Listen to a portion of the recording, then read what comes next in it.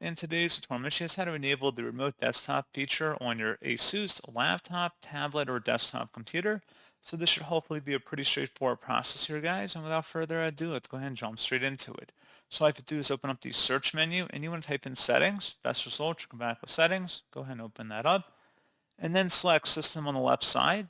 And then on the right side, you want to scroll down and select the advanced option. And then underneath virtual workspace, select remote desktop.